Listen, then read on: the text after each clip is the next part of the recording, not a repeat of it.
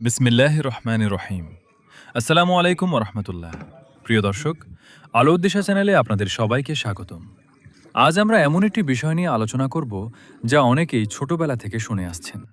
আজান শুরু হলেই অনেক সময় কুকুরকে ডাকতে বা কাঁদতে দেখা যায়। কেন এমন হয়? কুকুর কি সত্যিই কিছু দেখতে পায়? ইসলাম এ বিষয়ে কি বলে? আর বিজ্ঞান কি ব্যাখ্যা দেয়? আজকের ভিডিওতে আমরা কুরআন, সহিহ হাদিস এবং বৈজ্ঞানিক তথ্যের আলোকে বিষয়টি জানব। ভিডিওটি শেষ পর্যন্ত দেখুন।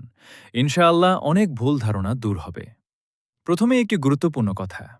ইসলামে এমন কোনো কথা বলা যাবে না যার প্রমাণ কুরআন বা সহিহ হাদিসে নেই। তাই আমরা শুধুমাত্র নির্ভরযোগ্য তথ্যই আলোচনা করব।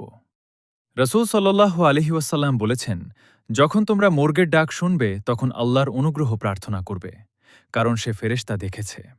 আর যখন গাধার ডাক শুনবে তখন আল্লাহর কাছে শয়তান থেকে আশ্রয় চাইবে, কারণ সে শয়তান দেখেছে।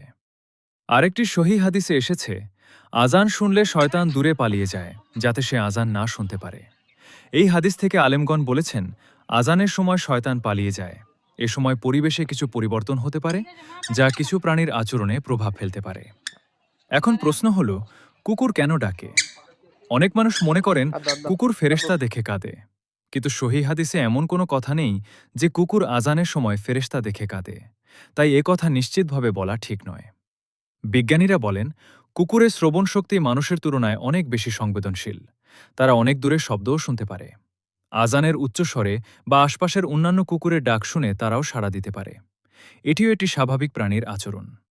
তাহলে একজন মুসলিম হিসেবে আমাদের করণীয় কি? আজান শুরু হলে সব কাজ থামিয়ে মনোযোগ দিয়ে আজানের উত্তর দেওয়া।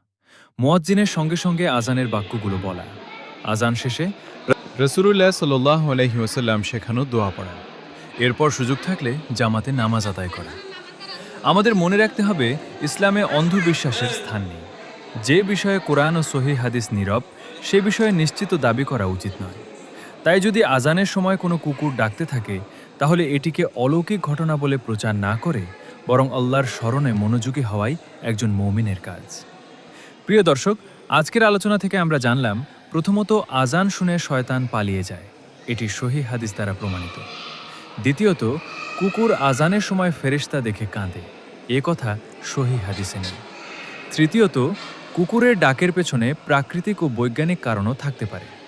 চতুর্থত, মুসলিম হিসেবে আমাদের কাজ হল আজানের সম্মান করা, তার উত্তর দেওয়া এবং নামাজের জন্য প্রস্তুত হওয়া। আল্লাহ তাআলা আমাদের সবাইকে কোরআন ও সহিহ সুন্নাহ অনুযায়ী জীবন পরিচালনা করার তৌফিক দান করুন। আমিন। ভিডিওটি ভালো লাগলে লাইক দিন, শেয়ার করুন এবং ইসলামিক জ্ঞান ছড়িয়ে দিতে আলোর দিশা চ্যানেলটি সাবস্ক্রাইব করুন। আসসালামু আলাইকুম ওয়া রাহমাতুল্লাহি ওয়া বারাকাতুহু।